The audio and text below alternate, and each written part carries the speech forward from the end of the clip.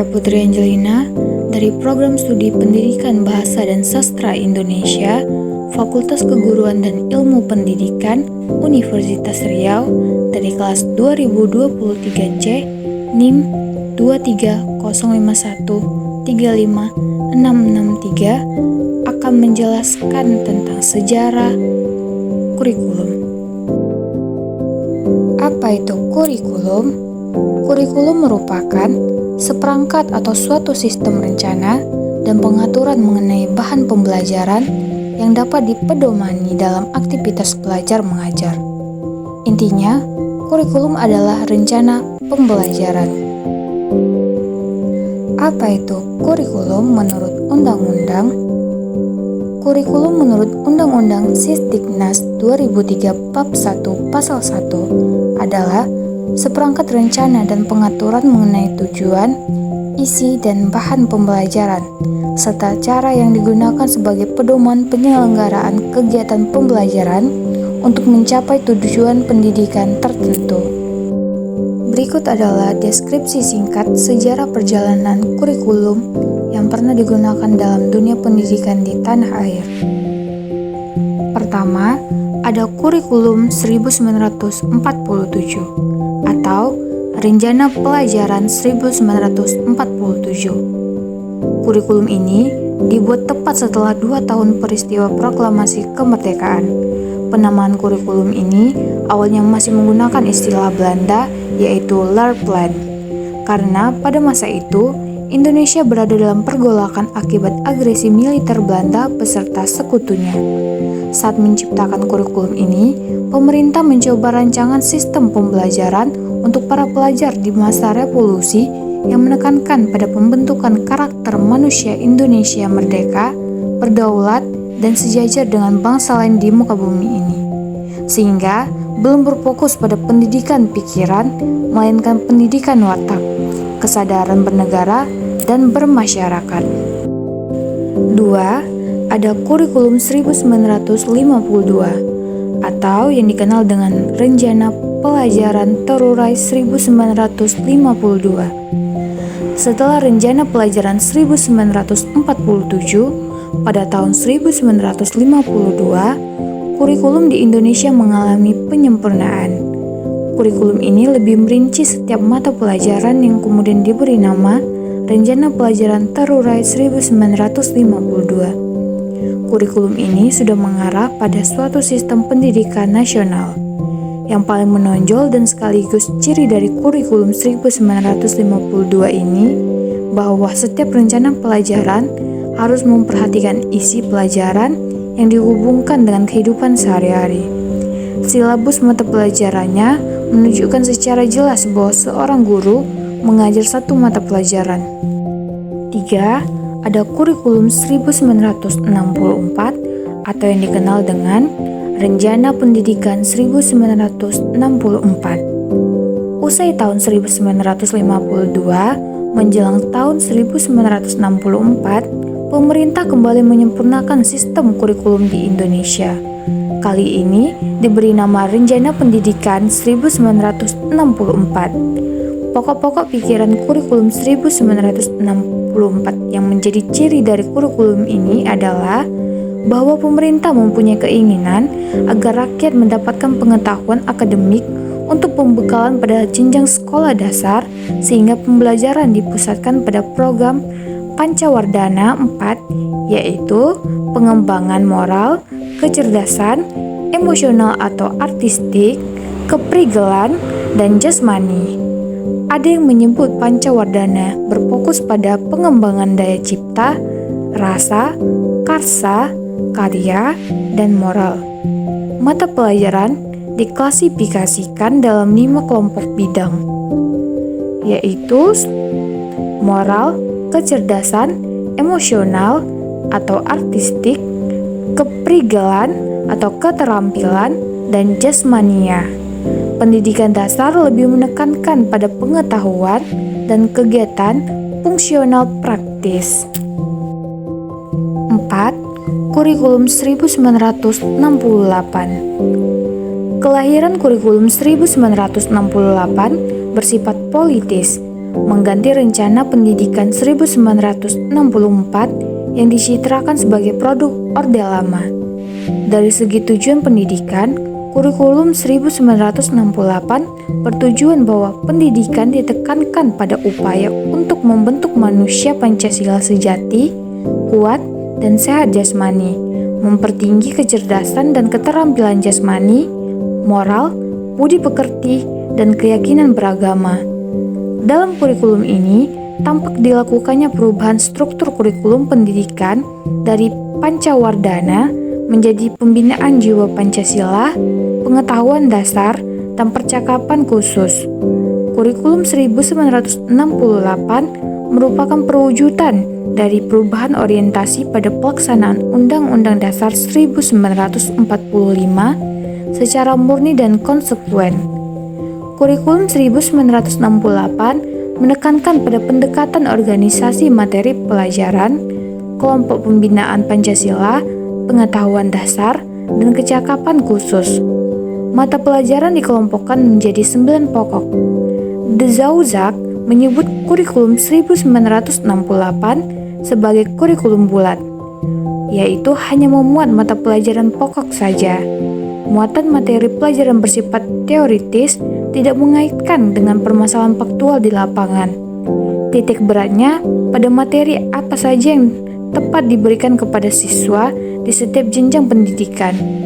Isi pendidikan diarahkan pada kegiatan mempertinggi kecerdasan dan keterampilan, serta mengembangkan fisik yang sehat dan kuat. 5. Kurikulum 1975. Kurikulum 1975 menekankan pada tujuan agar pendidikan lebih efektif dan efisien. Adapun latar belakang lahirnya kurikulum ini adalah pengaruh konsep di bidang manajemen yaitu MBO atau Manajemen by Objective yang terkenal saat itu. Metode, materi, dan tujuan pembelajaran dirinci dalam prosedur pengembangan sistem instruksional atau PPSI yang dikenal dengan istilah satuan pelajaran, yaitu rencana pelajaran setiap satuan bahasan. Setiap satuan pelajaran dirinci menjadi tujuan instruksional umum atau TIU, tujuan instruksional khusus atau TIK, materi pelajaran, alat pelajaran, kegiatan belajar mengajar, dan evaluasi. Kurikulum 1975 banyak dikritik. Guru dibuat sibuk menulis rincian apa yang akan dicapai dari setiap kegiatan pelajaran. 6. Kurikulum 1984 atau yang dikenal dengan kurikulum 1975 yang disempurnakan. Kurikulum 1984 mengusung proses skill approach. Meski mengutamakan pendekatan proses, tapi faktor tujuan tetap penting. Kurikulum ini juga sering disebut kurikulum 1975 yang disempurnakan.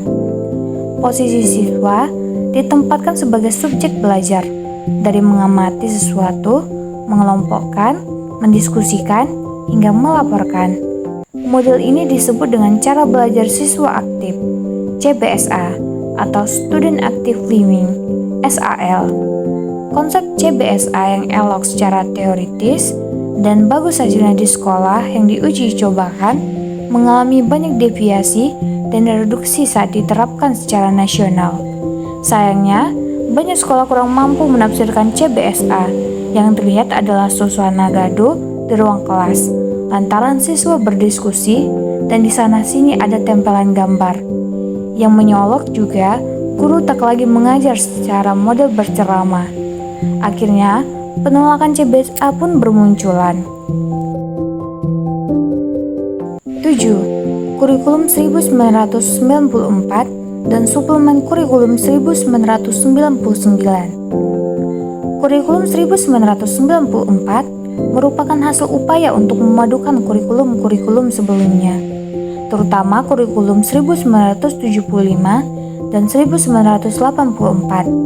Sayang, perpaduan antara tujuan dan proses belum berhasil, sehingga banyak kritik berdatangan, disebabkan oleh beban belajar siswa dinilai terlalu berat dari muatan nasional sampai muatan lokal.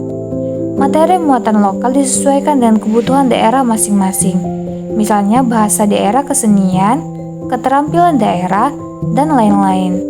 Berbagai kepentingan kelompok masyarakat juga mendesak agar isu-isu tertentu masuk dalam kurikulum. Akhirnya, kurikulum 1994 menjelma menjadi kurikulum super padat.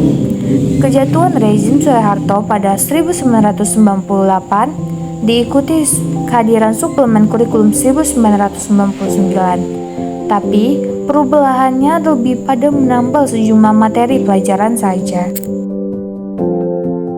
8. Kurikulum 2004 atau yang dikenal dengan kurikulum berbasis kompetensi. Sebagai pengganti kurikulum 1994 adalah kurikulum 2004 yang disebut dengan kurikulum berbasis kompetensi atau KBK. Suatu program pendidikan berbasis kompetensi harus mengandung 3 unsur pokok, yaitu pemilihan kompetensi yang sesuai, spesifikasi indikator-indikator evaluasi untuk menentukan keberhasilan pencapaian kompetensi, dan pengembangan pembelajaran. KBK memiliki ciri-ciri sebagai berikut. Menekankan pada ketercapaian kompetensi siswa, baik secara individual maupun klasikal. Berorientasi pada hasil belajar atau learning outcomes dan keberagaman. Kegiatan pembelajaran menggunakan pendekatan dan metode yang bervariasi. Sumber belajar bukan hanya guru, tetapi juga sumber belajar lainnya yang memenuhi unsur edukatif. Penilaian menekankan pada proses dan hasil belajar dalam upaya penguasaan atau pencapaian suatu kompetensi. Struktur kompetensi dasar KBK ini dirinci dalam komponen aspek, kelas, dan semester.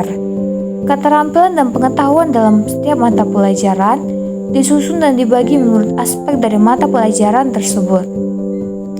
Pernyataan hasil belajar ditetapkan untuk setiap aspek rumpun pelajaran pada setiap level. Perumusan hasil belajar adalah untuk menjawab pertanyaan apa yang harus siswa ketahui dan mampu lakukan sebagai hasil belajar mereka pada level ini. Hasil belajar mencerminkan keluasan, kedalaman, dan kompleksitas kurikulum. Dinyatakan dengan kata kerja yang dapat diukur dalam berbagai teknik penilaian. Setiap hasil belajar memiliki seperangkat indikator. Perumusan indikator adalah untuk menjawab pertanyaan bagaimana kita mengetahui bahwa siswa telah mencapai hasil belajar yang diharapkan. 9. Kurikulum 2006 atau yang dikenal dengan kurikulum tingkat satuan pendidikan. Pelaksanaan KBK masih dalam terbatas, namun pada awal tahun 2006 uji terbatas tersebut dihentikan, dan selanjutnya dengan terbitnya Permen nomor 24 tahun 2006 yang mengatur pelaksanaan Permen nomor 22 tahun 2006 tentang standar isi kurikulum dan Permen nomor 23 tahun 2006 tentang standar kelulusan, lahirlah kurikulum 2006 yang pada dasarnya sama dengan kurikulum 2004. Perbedaan yang menonjol terletak pada kewenangan dalam penyusunannya, yaitu mengacu pada jiwa dari desentralisasi sistem pendidikan. Pada kurikulum 2006, pemerintah pusat menetapkan standar kompetensi dan kompetensi dasar, sedangkan sekolah dalam hal ini, guru dituntut untuk mampu mengembangkan dalam bentuk silabus dan penilaiannya sesuai dengan kondisi sekolah dan daerahnya. Hasil pengembangan dari semua mata pelajaran dihimpun menjadi sebuah peringkat yang dinamakan kurikulum tingkat satuan pendidikan atau KTSP. Penyusunan KTSP menjadi tanggung jawab sekolah di bawah binaan dan pemantauan Dinas Pendidikan Daerah dan wilayah setempat. 10. Kurikulum 2013. Pemerintah melakukan pemetaan kurikulum berbasis kompetensi yang pernah diuji cobakan pada tahun 2004 atau kurikulum based kompetensi. Kompetensi dijadikan acuan dan pedoman bagi pelaksanaan pendidikan untuk mengembangkan berbagai ranah pendidikan, pengetahuan, keterampilan, dan sikap dalam seluruh jenjang dan jalur pendidikan, khususnya pada jalur pendidikan sekolah. Kurikulum 2013 berbasis kompetensi, memfokuskan pada pemerolehan kompetensi-kompetensi tertentu oleh peserta didik. Oleh karena itu, kurikulum ini mencakup sejumlah kompetensi dan seperangkat tujuan pembelajaran yang dinyatakan sedemikian rupa, sehingga pencapaiannya dapat diamati dalam bentuk perilaku atau keterampilan peserta didik sebagai suatu kriteria keberhasilan. Kegiatan pembelajaran perlu diarahkan untuk membantu peserta didik menguasai sekurang-kurangnya tingkat kompetensi minimal, agar mereka dapat mencapai tujuan-tujuan yang telah ditetapkan.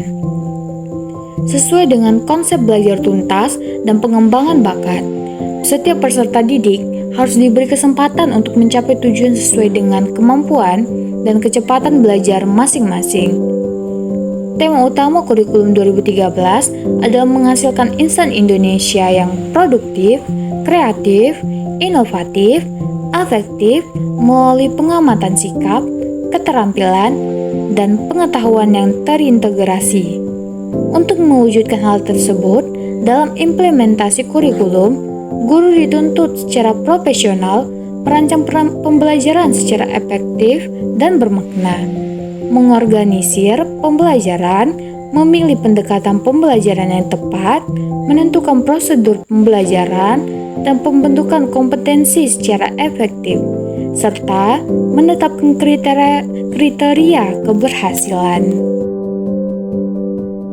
11. Kurikulum Merdeka. Kurikulum Merdeka merupakan kurikulum terbaru dengan tujuan penguatan profil pelajar Pancasila.